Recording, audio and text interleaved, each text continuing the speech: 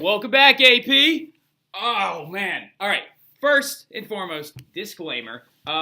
This current flip is being recorded before your class ever even started. So with that, you need to understand that if we already got here in class, shake it off, fast forward a little bit, and catch up a little bit later, all right? So it's all good, though. It's not a big deal. We're just going over the Late Enlightenment, the effects of the Enlightenment on race, and those kind of things. And, trying to discuss, some of the early Enlightened Absolutists, particularly Frederick the Great of Prussia, right? But we talked about art today in class. I know I do get to that. And we talked about a couple of other things like salons and the rise of those spheres of society. Now, what we also are getting into right now is the idea that the Enlightenment, along with the reading revolution, is starting to infiltrate the public environment, right? Over the break, you will have two flips, right? You will have a flip over the break and another flip over the break and a couple of little quizzes online that you'll get links to in your email, and you can take them as many times as you want until you get the grade that you like, okay? There'll be multiple choice, you bang them out, you do your thing, then your DBQ, and you're done, right? Because it's like 2 weeks, all right? It's 2 weeks of time that we had to stay on top of stuff, okay? But it's all good in the hood. Let's keep on going, all right? Because we cannot let break make us fall behind, all right? We're pushing forward. We're going to bang this out with time to review for the test, so let's keep going, all right? So, oh, by the way, you'll have a flip tonight, and then you'll have one you might not. We may have one tomorrow night, and if we do have one tomorrow night and you're not here on Friday, that means you're going to have 3 flips for break if you don't go ahead and bang it out on Thursday, all right? So, but anyway, the Enlightenment is starting to infiltrate the public sphere. People are starting to understand it. They start hearing of these noble philosophers. They start hearing about guys like Voltaire and Diderot thinking that all the world should be accessible to encyclopedias and things like that, even though his encyclopedia was also put on the list of banned books right next to Day Rev. Like all of these other different influential thinkers that are going forward. All of these great, grandiose ideas are infiltrating into society, right? Hobbes and his ideas, Locke and his ideas, Voltaire, Diderot, Hume, Adam Smith, and they're getting into the public sphere. Shane Slack, calm it down. So Enlightenment ideas are going to be celebrated, particularly in the upper and middle classes that are left out of the salons, right? So not everybody was in these salons, okay? So the salons were reserved usually for the most upper of nobility, but it is going to be celebrated and it's going to trickle down a little bit, right? So coffee houses are going to begin to boom, and it's going to become places where people like to read, and debate, and question society, because coffee, ironically enough, was actually much more popular in England and made it to England because it was much less expensive because it came from North Africa, whereas tea, which is the cultural ideas of the time, actually came in during the imperial era, particularly after the Opium Wars in China, all right? So, however, sorry, Sam, and what I mean by Sam is Sam Kozlowski, who always last year was standing up for the rights of the peasantry in Europe, right? So if you see him anytime soon, you can tell him I shouted him out on this flip. But Sam Kozlowski was like, man, the peasants, it sucks if you're in Europe all the way up until 1900. And it's true. It does. It's awful, right? So, sorry, Sam, but the peasants were openly left out of the environment because they were perceived to be too dangerous if they got a hold of intelligence, right? So just like we were talking about with Voltaire believing that there were the feeble against the strong and we must protect those people and that some people are inherently not equal to each other, a lot of the middle class and the nobles of society are very nervous about this intelligence ending up in the hands of the poor, right? Which, not going to say that you were completely wrong, because remember what the French Revolution happened? Oh yeah, we'll get into that right after break. Laura, get excited. All right, so many poor people, though, are going to find cheap pamphlets or go to public readings to start to slowly gain these Enlightenment ideas, right? Certain ideas from Rousseau and Voltaire and Kant, right, that we'll talk about today, begin to infiltrate into their minds and into their brains, and they begin to actually think of revolution, right? Revolution, maybe just a revolution. Right here, that is an English coffee house, right? As you can see, it's occupied mostly by the upper ends of society and the upper echelons of people that actually understand these Enlightenment ideas. Your upper middle class, this little baby middle class that just started, came out of the womb, and you're like, oh my God, it's adorable, the middle class. And then the nobles that weren't left out of the salons were congregating in these places and sharing their ideas. And of course, with the reading revolution, everybody at this point now knew how to read, right? So, race and exploration, right? So, the ideas of race. Weird. All right, so the ideas of race, okay, particularly from the era of exploration.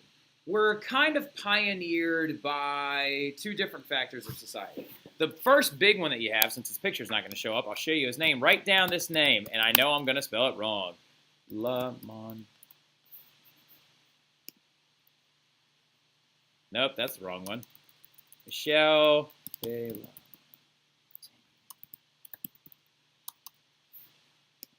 Montaigne. There he is. All right, so write this name down right here. So Michel de Montaigne was a significant philosopher during the exploration period of the late mid-1500s going in, okay? His biggest threats about society was he actually he popularized the idea of the essay, right? He invents the construct of the essay, as you can see right here, as a literary genre. And he also believed that race just meant you were another person. And he was actually wildly accused of being heretical because he's going against some of the common themes of the era. He actually is advocating for more equal treatment of races. And the other big thing about the era of exploration is that race was looked upon as like, oh, well, we are the Christians saving these people from their heathen ways. We're here to help them, etc., etc., etc., right? We're here to work them, right? The plan was, of course, Spanish settlers are going to protect and care and Christianize the Indians. But what actually happened in the reality is that Indians are going to die from disease and harsh living conditions and working stuff like that. So, like, the idea behind race was that they were their saviors. So the Enlightenment serves as a major turning point. The Enlightenment actually did not turn away from racist ideals. It enforced them, right? So unfortunately, because of these things, race relations are going to be held back for several hundred years because of the Enlightenment. I know in the back of your mind you were thinking, oh, the Enlightenment's probably going to help make it so people are more equal and equity is actually observed. And it's not. It's actually a very big black mark on the Enlightenment era is that they actually turned away from equality ideas and it actually reinforced them a little bit, which is really screwed up. So now, late Enlightenment thinkers, okay, going forward though. So just so you understand, the Enlightenment thinkers did not affect race the way that we hoped they would, right? So now, late Enlightenment thinkers though, like Rousseau and his beliefs on the social contract and individual freedoms, Jean-Jacques Rousseau, J.J. Rosé, right, one of the most preeminent philosophers you've ever met, and his ideas on the social contract in several of his different texts actually look at Hobbes in a different way. So you have two schools of thought. You can jot this down in your notes if you want. You have two schools of thought on the social contract. You have the Hobbesian idea of the social contract, which is the contract states that you give up a lot of your personal rights and freedoms to a huge absolute ruler so he can protect you, right? And you owe him your allegiance so he can protect you. And if you violate that allegiance, he has the right to destroy you, right? That's the Hobbes idea of the Leviathan, right? According to Rousseau's social contract ideas, he actually believed that the government's obligation is to protect your freedoms, right? He said the government is forced to protect you, and if they do not protect you, then what you have the right to do is revolt, right? So he advocated for the ideas of revolution. His ideas on the social contract are very important. Make sure you know them. J.J. Rosé changes the social contract of Hobbes. He believes in these individual freedoms and the rights of people, right? So, and then you have this guy, who I like a lot more than Rousseau. I think Rousseau's a great guy, and I love his name. It's just so funny to say J.J. Rosé all the time, like he's a rap artist. They're about to drop something on a SoundCloud any day now. But I do like Immanuel Kant, right? So, and I'm not pronouncing his name correctly on purpose. So, he is a Prussian, all right? Or a German, if you want to call him that. That's fine. Who is going to basically create these ideas on what he calls metaphysics, right? So remember what we were talking about with Spinoza, how Spinoza is one of the earliest Enlightenment thinkers, and he says, oh, well, you know, how you see anything is through the eye of the beholder, right? So his big thing was called consequentialism. Consequentialism is actually discussing, like, the consequences indicate whether or not the action was appropriate, right? So if the consequences make you look evil, then the action itself was evil. But if you steal a loaf of bread to feed your family, the act itself was not actually evil. It's called consequentialism, right? So Immanuel Kant begins to turn away from these ideas, and he's like, no. All right? So he starts allegory or making a big stand about these things he calls metaphysics. Metaphysics actually incorporates this idea called the categorical imperative, right? The categorical imperative is there is no gray area. There is right, and then there is wrong. and that is 100% the way it is. Period. Right? So, according to him, he then can also now classify with politics the difference between a good leader and a poor leader, or an enlightened leader and just a meh leader, right? Because with the categorical imperative, he discusses everything in 3 different phases, right? The big one first is universality. He discusses the ideas of if everyone everywhere is allowed to do it, regardless of anybody being judged about it, then it's acceptable, right? So, for example, let's say hypothetically, Denny got up and slapped Lucas in the face, right? And everybody was like, hooray, right? So that we would say, oh, well, this is fine because people were happy about it. According to Kant, it's not acceptable and it is ethically wrong because if Denny also got up and then slapped, like, I don't know,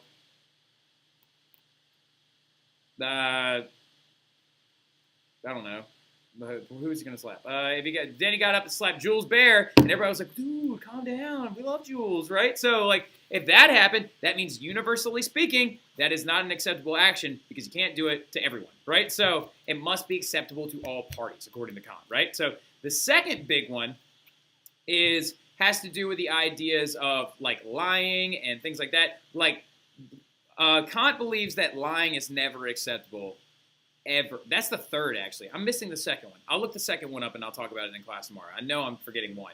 But the universality is a big one. Then there's the second one. The third one is lying is never acceptable whatsoever at all. What some examples people use is if an axe murderer came into your house and said, all right, I'm going to chop you up into little bits unless you tell me where your family is, because then I'm going to chop them up into little bits. According to Kant, you're required to tell him where your family is.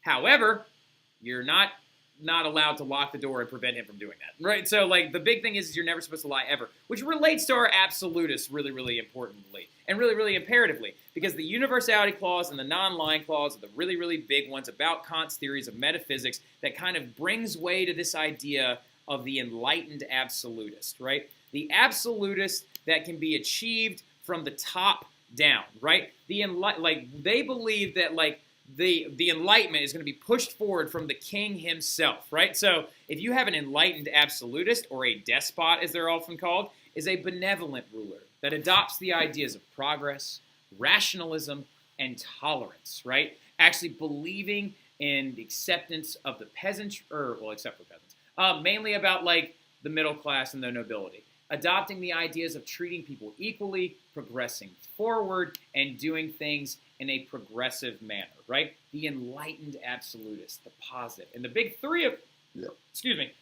them are Maria Theresa of Austria, Catherine the Great of Russia, which we will talk about tomorrow in class, and then this guy, which I like the most, Frederick the Great of Prussia. Technically Frederick the Third, I believe, all right, or the second. Let me double check that real quick while I'm going through this. So, Frederick, Hohenzollern, he's the Frederick the Second, all right? So anyway, he is son of Frederick the First, the soldier king, right? He doubled Prussia's population when he invaded the lands of Austria to regain German lands in Silesia, and attacked when Maria Theresa came to the Austrian throne, right? This guy believes in the progress of the German people, right? So he believes that his people are devout to him, and there are German people in Austrian lands as well as in several other lands, including Poland, and he decides that it is his job and his right and his progress to go and get those people and bring him into his country, right? So the other big thing, write this down, he expanded the borders of Prussia. He actually connected them. Remember in your old 1700s map where you had Prussia, Brandenburg, right? He's going to connect those two things together when he fights off the Polish. We'll talk about that stuff later on. He also is going to turn Prussia into a great European power. He participates in the 7 Years' War, as you know it, the French and Indian War, on the side of Britain, okay? On the side of Britain. He believes, actually, that the British economy is the thing that will hold up his people. He's doing all these things for his people. He expands the educational system, allowed free publishing of scientific and academic findings regardless of what the Christian church said, right? He actually allowed the propagation of ideas and the publishing of these things, right? And as we know from the Renaissance, print shops turned into, like, basically a big giant political factory. So this is a huge advantage for him. He abolished torture of prisoners. Very progressive, right? He decides that we are not going to be barbaric and we are not going to torture people that have not been first proven guilty of said crime. So he also advocates this thing called cameralism, right? Or cameralism. Cameralism is the idea, not bicameralism, but cameralism as in unicameral, The idea that the monarchy is the best form of government, due to the fact that if you have an enlightened monarch, that all things should go to aid it, to turn the monarchy, in turn, the monarchy must use those resources for the public good, right? Of his country and nobles. Notice I'm not saying the other countries, right? Because this guy also advocated for a lot of large military campaigns, right? But Frederick the Great of Prussia is considered one of the biggest and baddest examples of an enlightened absolutist that there ever was, right? So he believes in protecting his people, advancing their claims, and making them a powerful country because he is there to serve them, right? So, Frederick the Great, you're the man, all right? So, I'm a big Frederick the Great fan, I'm just saying. He expands his country. He helps his people. He allows the education. He is a progressive absolutist, right? So we're going to end right there, all right? So that's your flip for this evening. We'll talk about Catherine the Great tomorrow and how she actually didn't die the way y'all think she did. But we'll get into that later, all right? So I'll see you guys later. Have a great evening.